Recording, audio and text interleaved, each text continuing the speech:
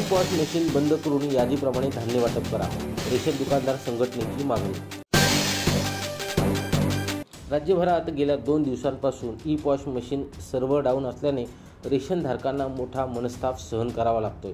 अशातच रायगड जिल्ह्यात देखील या प्रकारचा सर्व्हर प्रॉब्लेम असल्याने सातत्याने होत असलेल्या या गोष्टीचा मोठा मनस्ताप रेशनिंग दुकानदारांसह ग्राहकांना सहन करावा लागतोय।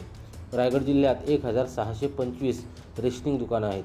अशातच दरी डोंगरातील वाड्या वस्तीवरील रेशन लाभधारक वृद्ध आणि ज्येष्ठ नागरिक यांच्या अंगठ्याचे ठसे मशीनवर उठत नसल्याने त्या रेशनधारकांना या धान्यापासून वंचित राहावे लागते। त्याचबरोबर ते धान्य दुसऱ्या महिन्यात मिळत नसल्याने हातचा घास हिरावून घेतल्यासारखे प्रकार या कारणांमुळे झालेले दिसून येत आहेत। आता त्याचा अंगठा आला नाही तर आम्हाला दुकानदारांना धान्य देता येत नाही। आता तो धान्य दिला नाही की पुढच्या महिन्यात त्याचं धान्यच येत नाही। त्याच्यामध्ये स्थानिक लोकांचे आणि दुकानदारांमध्ये वाद निर्माण झाला आहे। हा वाद आता कसा थांबवायचा, तर आम्ही जिल्हा पुरवठा अधिकाऱ्यांकडे त्याबाबत विचारलं। त्यांनी सांगितलं नाही, तहसीलदारांनी द्यायला पाहिजे धान्य।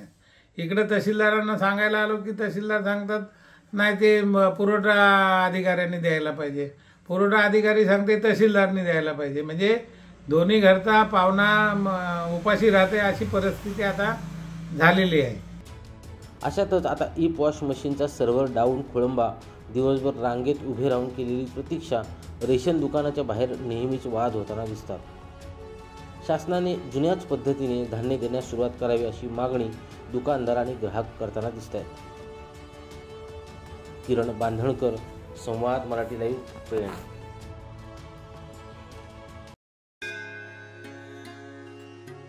श्री गणपती संस्थान महड, तालुका खालापूर, जिल्हा रायगड। श्री वरद विनायकाच्या भक्तांसाठी भक्त निवासाची सोय, स्वच्छता आणि 24 तास गरम पाणी, सीसीटीव्हीची नजर। आगाऊ नोंदणीसाठी संपर्क करा 02192 26 69 12 72 76 47 38 54।